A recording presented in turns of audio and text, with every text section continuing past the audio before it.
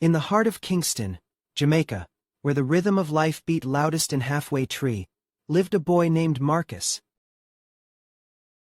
He was known to many as the quiet beggar, a shadow among the vibrant market stalls and hurried footsteps. Marcus wasn't like the other street children. His eyes, though often downcast, held a curious spark, always observing, always learning. Each coin he received was not spent on fleeting joys but carefully tucked away in a small worn leather pouch. He studied the faces of the vendors, the patterns of trade, the subtle shifts in the market's pulse. One sweltering afternoon, an old Rasta man, with eyes as deep as the ocean, sat beside Marcus. "Wisdom is a seed, little one," the Rasta man rumbled, his voice like distant thunder. "It grows where you plant it." Marcus, startled but intrigued, looked up. The Rasta man offered him a small, smooth, dark stone. "This stone," he explained, "holds the secret of true value. Not what you see, but what you understand." Marcus held the stone. It felt cool and ordinary, yet the Rasta man's words echoed in his young mind. From that day, Marcus began to see the world differently. He didn't just ask for money, he asked questions. He learned about local crafts, the price of produce, the demand for services. He was gathering information, piece by careful piece. The small pouch grew heavier, not just with coins, but with knowledge. He began to offer small services, carrying bags for market goers, running errands for vendors.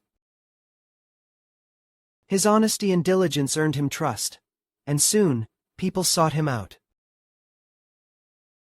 One day, a wealthy businesswoman, impressed by his sharp mind, offered him a chance. She had a small, struggling juice stand and saw potential in Marcus' observations.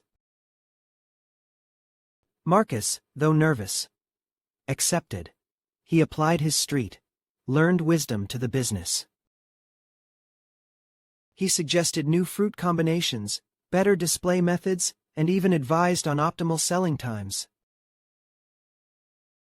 The juice stand flourished, and Marcus, in return, received a small share of the profits. He didn't stop there. With his earnings he invested in other small ventures.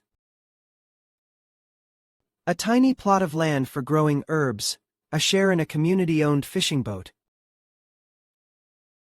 Each investment was carefully chosen, guided by the Rasta man's words and his own keen insight. Years passed, and the quiet beggar boy transformed. He was no longer a shadow but a respected figure in Halfway Tree, a man of quiet influence. His worn leather pouch had been replaced by a smart business portfolio, but the smooth, dark stone still sat on his desk. He built schools, sponsored local artists, and created opportunities for others just like him. The mystery of his success was not in magic, but in meticulous observation and strategic investment. He never forgot the Rasta man's wisdom.